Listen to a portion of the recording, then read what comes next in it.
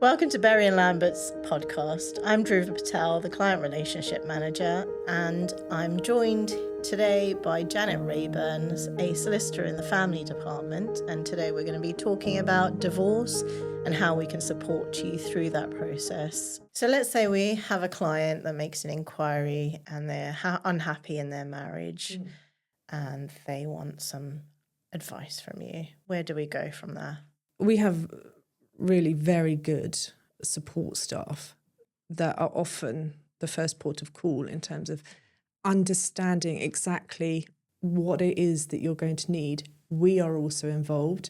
Have a face-to-face for that first meeting. They're generally quite scared because it's a big step to take to actually go and see a solicitor about sorting this out. Mm-hmm. And the other thing is, we know there's huge amounts on the internet. There's always scare stories on the internet.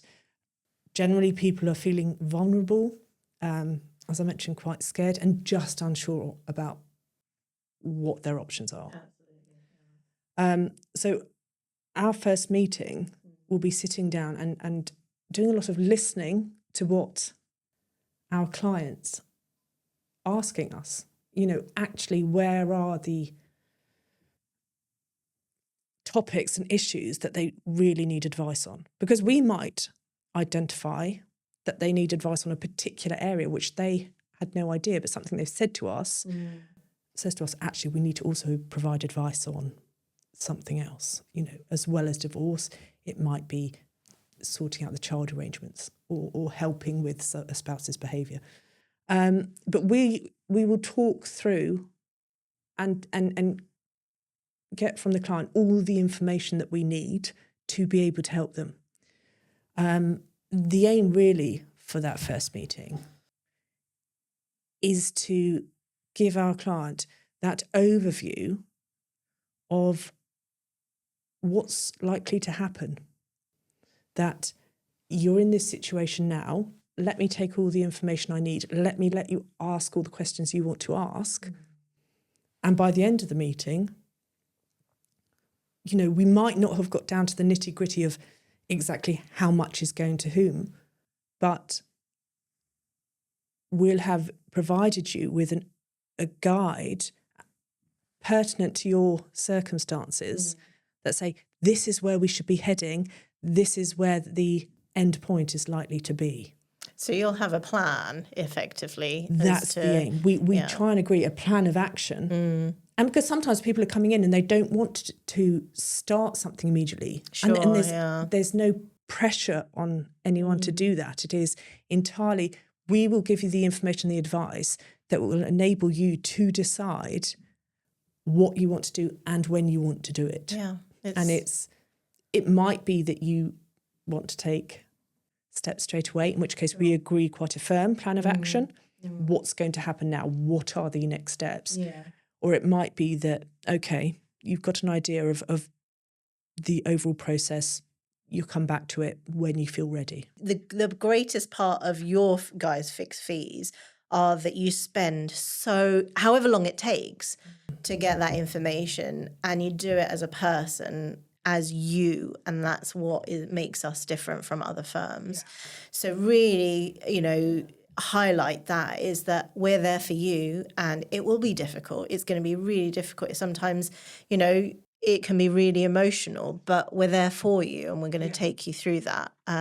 So I think that is where your real selling point is. You guys don't charge very much at all for that initial meeting, whatever it takes. And I think that is, where you guys really excel, and, you are what they're getting in that situation. Your empathy is your superpower. It is. I know that's really cheesy, but actually it is, and that's what makes us different from all those other firms. Right. So really it's empowering your client to make informed decisions from there onwards.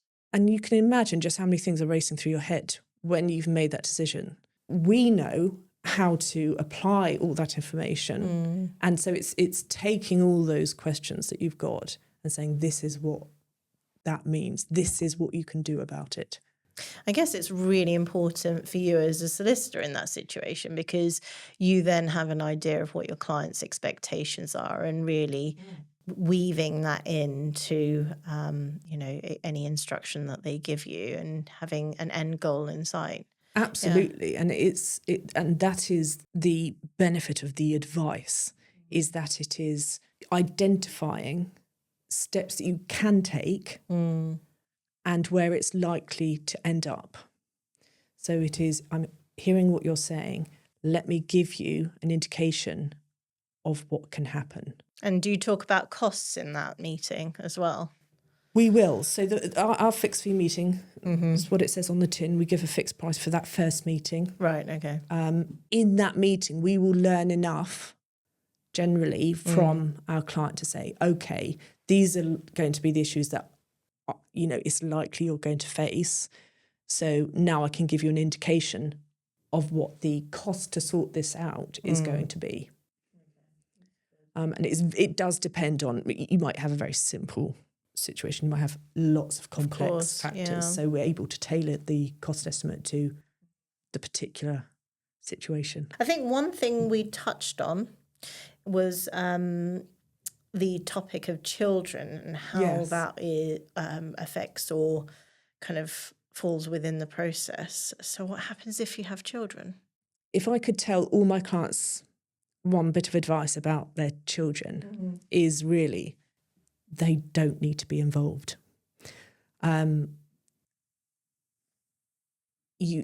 There's plenty of help and guidance out there from professionals that you can easily access on the internet about how to approach this massive change with your kids. But all they really need to know is you're going to be okay. This is something the adults will sort out. There'll be a big change, but you'll be fine. Because dragging your children into the dispute, there's only ever one loser there, and that's the kids. So what I would say is, however, and it is emotional and it's tough and it's really difficult, but really try to shield the children from that. And in the long run, that will just benefit them. Sure. Yeah, no, I can appreciate that. And it can be difficult, Yeah.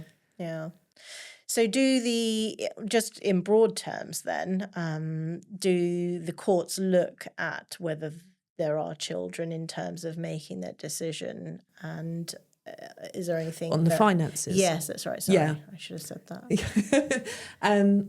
Yes, they will. Okay. Absolutely, because it's in our laws that sort of black and white is that the children have to have all their needs met. Okay, that's good. And then the parents as well, but most important focus for the court are the kids. Right. Okay. And making sure they're all right. Well, maybe we'll come back to this topic in another podcast. But I guess let's carry on with talking about divorce for now. I've heard that divorce law has changed in recent years. Tell me about it. Yes, so it has changed. You've heard quite right there. And what has remained the same is that you have to show the court that your marriage has broken down irretrievably. What was different before was that you had to show why it had broken down. And there were 5 main reasons. People have often heard of showing that your spouse has been unreasonable, or adultery, or separation. Having to prove why the marriage has broken down has gone. So you now complete an application form and you tick the box that says the marriage has broken down irretrievably, so permanently, and that's all you have to show. Right. So there doesn't have to be a reason. No one has to say anything, and you don't have to, or you're not in a situation where you have to agree or disagree anymore. Process as it is now has opened up the ability to be more amicable about the process, which it can only be positive. That you don't have to start your divorce with, if you want to get divorced now, I have to find reasons to blame my spouse as to why that's happened. Yeah. And also what is different under this current process is that you can decide together to start the divorce.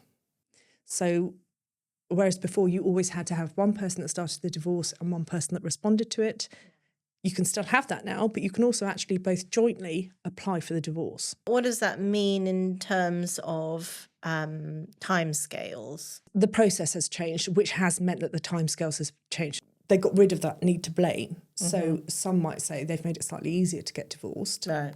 The trade-off is that they've built in a 20-week waiting period. Right, okay. Once you've issued, or once you've applied to the court for that divorce, you've now got to wait 20 weeks before you can hit the next stage. So presumably that waiting period is allowing the other side to comment, or what's that for? The idea behind it was that if divorce was now slightly easier, it made you pause.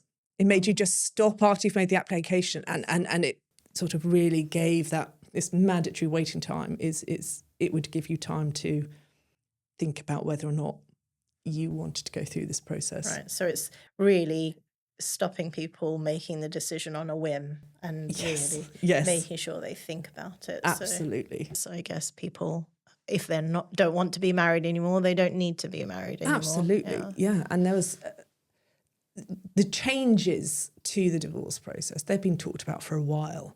And there was one case that was really widely reported. You might have heard about it in the news. A lady wanted to divorce her husband. This was under the old law. He challenged it successfully, right? Which meant that she couldn't get divorced under the grounds that she had put forward, and they ended up having to wait 5 years from the date they separated. I've heard about this 5-year rule. Yeah. Yeah. So that was from the date of separation. She had to wait 5 years before she could get divorced. I think most people say that's not right. Absolutely. 5 years is a long time. It's a long time. Yeah. If you've separated and you want to sort out finances, etc., you want to move out. Yeah.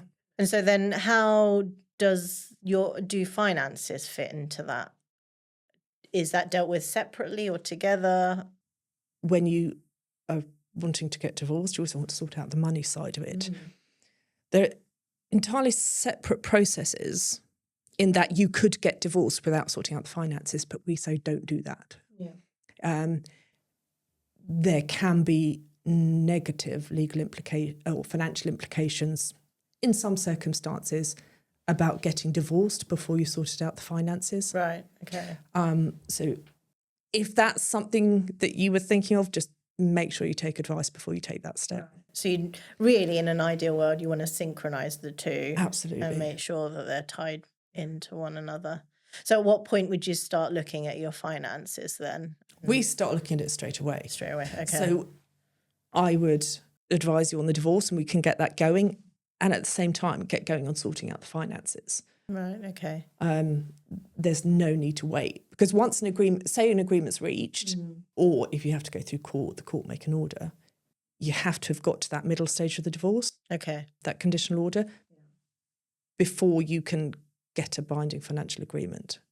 Right, okay. So you want to link the two. Yeah. And the end process is the court looking at what you've agreed. Yes.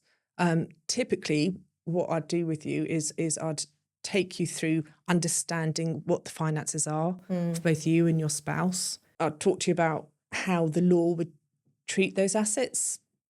Primarily, would make sure that needs are covered, that the children's needs are children are the most important factor. And there are other factors that get taken into account. But we reach a settlement, we reach an agreement. Okay. We record that in a document. We also set out what your financial positions are before and after the implementation. Okay. And we send that to the court. A judge will look at that. So what the court has the power to reject your agreement. Okay. Yeah. So the documents go before the judge. The judge will look at your financial position, look at the agreement, and they can either say, yes, this is approved, or they can say, no, we don't think this is suitable. So what do they look at when they are making their decision? How much you each had before and how much you have afterwards. Okay. Because they might say, look, this looks on the figures really unfair. Or they might be concerned that you wouldn't have your needs met. I've seen one where the court rejected it because in that case it was the mother she just wanted out, and she was going to agree to a settlement that actually in a few years' time she wouldn't have had enough money to look after herself and the kids. The judge could see that and said, no, we're rejecting this. If you want an agreement, go and agree something else. Yeah, so I can imagine that happens quite a lot because, sometimes one parent will say, well, my primary concern is just the children, take everything else. Yeah. But it's really good to know that there is almost a barrier in place to kind of stop that from happening without looking at the future. If you've got solicitors on board, it's less usual, because your solicitor will say to you, 1, I don't think you should agree to that. It's not good. And 2, they can tell you, look, I don't think a judge will accept that. So it isn't that common, but it can happen. There's that safeguard there. Sure, that's really reassuring. I always think it's good to talk about clients' myths, so things that they think that actually are not always true, or those things that no one really understands. What are the most common myths and misunderstandings around divorce in your view, Janet? Clients often believe is that starting the divorce, issuing that application, also sorts out finances.